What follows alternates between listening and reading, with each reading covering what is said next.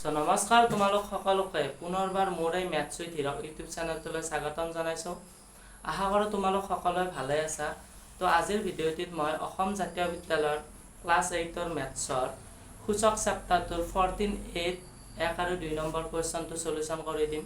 তো আশা কৰোঁ সকলোৱে ভিডিঅ'টো সম্পূৰ্ণৰূপে শেষলৈ যাব। তো 14(8) কুৱেশ্যন সলিউশ্যন কৰাৰ আগত সূচকৰ কিছুমান নিয়ম আছে, অৰ্থাৎ সূত্ৰ আছে, সেইখিনি আমি জানি লোৱাটো অতি দৰকাৰ। তো আমি চাওঁ কি কিনো নিয়ম আছে বা কি ফৰ্মুলা আছে। তো সূচকৰ 1 নম্বৰ ফৰ্মুলা হ'ল a to the power m into a to the power n is equal to a to the power m plus n। অৰ্থাৎ এইটোক আমি কি বুলি কওঁ, ভূমি বুলি কওঁ, আৰু mটোক আমি কি বুলি কওঁ, সূচক বুলি কওঁ। যদি ভূমিকেইটা সেম থাকে তেতিয়া আমি আৰু মাজত যদি পূৰণ চিন থাকে তেতিয়াহ'লে সূচক কেইটা কি হ'ব, প্লাছ হৈ যায়, অৰ্থাৎ a to the power m plus n। তো নেক্সট চাওঁ আমি a to the power m হৰণ a to the power n। যদি ভূমিকেইটা সেম থাকে আৰু মাজত যদি পূৰণ চিন নাথাকি ডিভাইড চিন থাকে তেতিয়াহ'লে সূচককেইটা কি হৈ যায়, মাইনাছ হৈ যায়, অৰ্থাৎ a to the power m হৰণ a to the power n is equal to a to the power m minus n। তো 3 নম্বৰ কনসেপ্ট চাওঁ আমি a to the power 0 is equal to 1। অৰ্থাৎ যদি সূচকটো 0 হৈ যায়, a to the power 0 বুলি কথা নাই, b to the power 0 বা c to the power 0, অৰ্থাৎ সূচকটো যদি 0 হয় তাৰ মান আমি কি বুলি ধৰো, 1 বুলি ধৰো। তাৰপিছত নেক্সট কনসেপ্ট চাওঁ আমি a to the power minus n। এইটো এটা ইম্পৰ্টেণ্ট ফৰ্মুলা হয়। a to the power minus n is equal to 1 by a to the power n। Question যেতিয়া সলিউশ্যন কৰা হ'ব তেতিয়া a to the power minus n বা এইখিনি যিখিনি ফৰ্মুলা আছে তাৰ ইউজ কেনেদৰে কৰা হয় ভালদৰে বুজি পাবা। তো ভিডিঅ'টো স্কিপ নকৰাকৈ চাই গ'লে হ'ল। a to the power minus n is equal to 1 by a to the power n। তাৰপিছত নেক্সট কনসেপ্ট চাওঁ আমি a to the power m whole to the power n যদি হয় a to the power m n। a to the power m whole to the power n যদি হয় তাৰ মান সদায় কি হয়, a to the power m n। তাৰপিছত চাওঁ আমি a by b whole to the power n যদি হয় a to the power n by b to the power n। কি আছে, a by b whole to the power n যদি হয় a to the power n divide by b to the power n। তাৰপিছত next চাওঁ আমি a by b whole to the power, এইটো এটা important হয়, a by b whole to the power minus n যদি হয় তাৰ মান সদায় কি হয়, b by a whole to the power n। অৰ্থাৎ এই মাইনাছ চিনটো কি হৈ যায়, নোহোৱা হৈ যায়, আৰু b টো ওপৰত যায়, a টো ক'ত আহে, তলত আহে। অৰ্থাৎ a by b whole to the power minus n is equal to b by a whole to the power n। Last আৰু এটা ফৰ্মুলা আছে a b whole to the power n যদি হয় a to the power n b to the power n। তো সূচকৰ এই 8টা formula আছে যিখিনি আমি কুৱেশ্যন সলভ কৰোঁতে দৰকাৰ হ'ব। তো আশা কৰোঁ সূচকৰ যিখিনি ফৰ্মুলা আছে সকলোৱে ভালদৰে বুজি পাইছে। তো কুৱেশ্যন সলিউশ্যন কৰাৰ জৰিয়তে এইখিনিৰ কনসেপ্ট আৰু মই ভালদৰে বুজাই আছোঁ। তো আশা কৰোঁ সকলো ভিডিঅ'টো সম্পূৰ্ণৰূপে শেষলৈ চাই থাকিব। তো নেক্সট আমি 14(8) কুৱেশ্যন 1 আৰু কুৱেশ্যন 2টো চাওঁ। তো নেক্সট আমি চাওঁ 14(8) কুৱেশ্যন নম্বৰ 1, যোগাত্মক সূচকযুক্ত সংখ্যা হিচাপে প্ৰকাশ কৰা। তো অলপ আগতে যিখিনি আমি ফৰ্মুলা ডিছকাশ্যন কৰিছিলোঁ তাৰে ওপৰত বেছ কৰি এই সলিউশ্যনখিনি হ'ব, অৰ্থাৎ সূচকৰ যিখিনি ফৰ্মুলা আছে সেই ফৰ্মুলা ইউজ কৰি এইখিনি সলিউশ্যন কৰা হ'ব।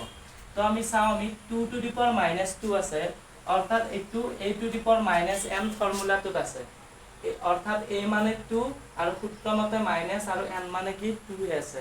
অৰ্থাৎ a to the power minus n মানে কি আছিল, 1 by a to the power n।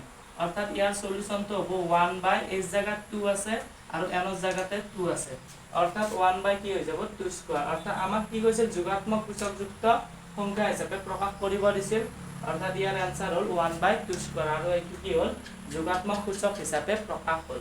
Next চাওঁ আমি a to the power minus n ফৰ্মুলাতে আছে।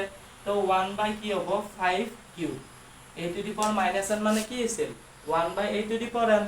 তো ইয়াত কি হ'ব, 1 by a মানে আছে 5, n মানে আছে কি 3, অৰ্থাৎ a to the power minus n মানে 1 by a to the power n, আৰু 5 to the power minus 3 মানে কি হ'ব, 1 by 5q।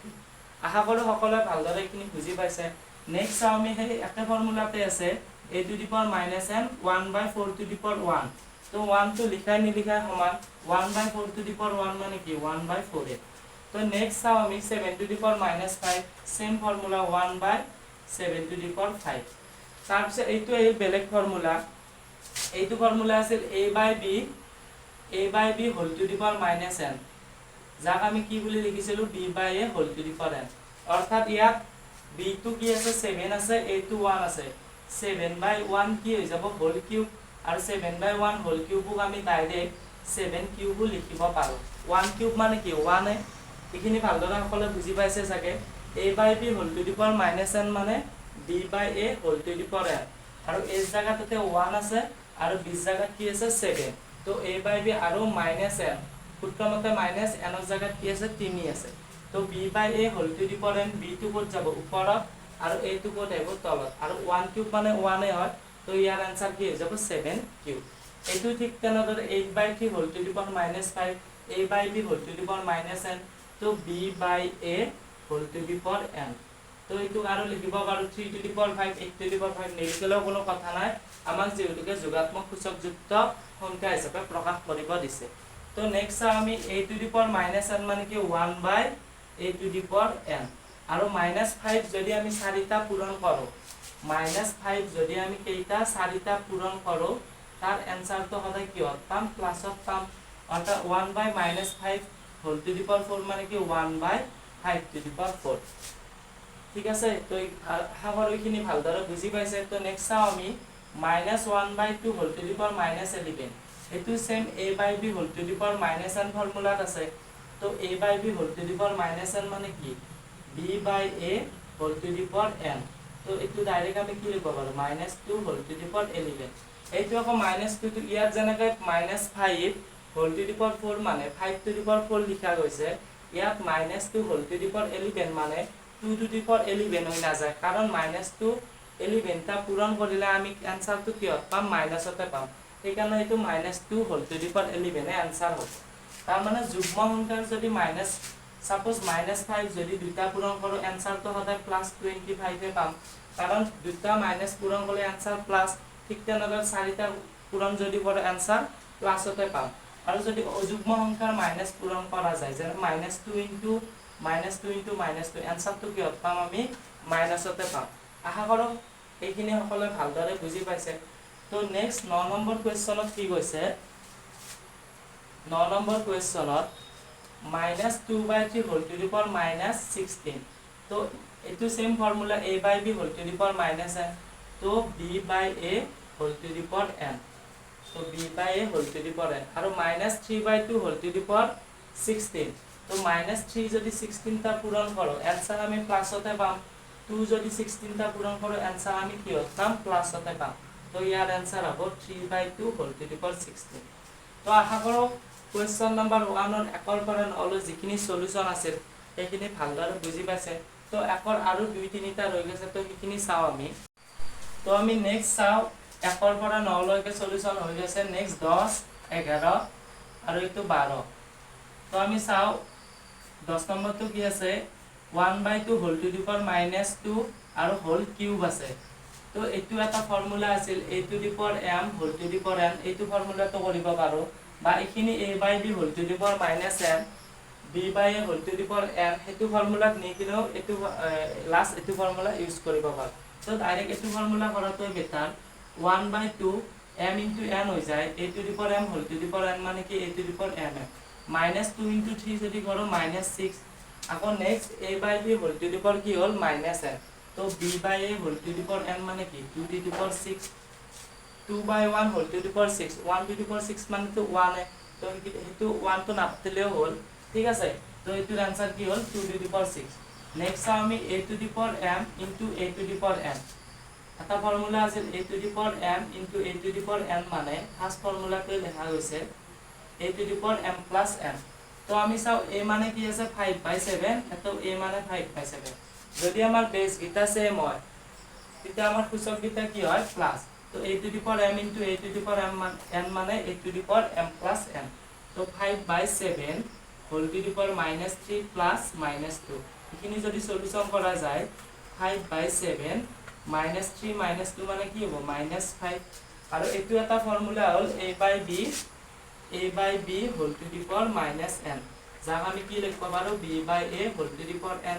a মানে 5 আছে, b মানে 7 আছে, তো b টো ওপৰত যাব আৰু a টো তলত আহিব। তো 7/5 whole to the power n মানে কি হৈ যাব 5। তো ক্লাস কোয়েশ্চন 11 ৰ এনসার হ'ল এইটো। তো নেক্সট চাও আমি 5 5, আশা কৰো এই দুটা কোয়েশ্চন ভালদৰে সকলোৱে বুজি পাইছে।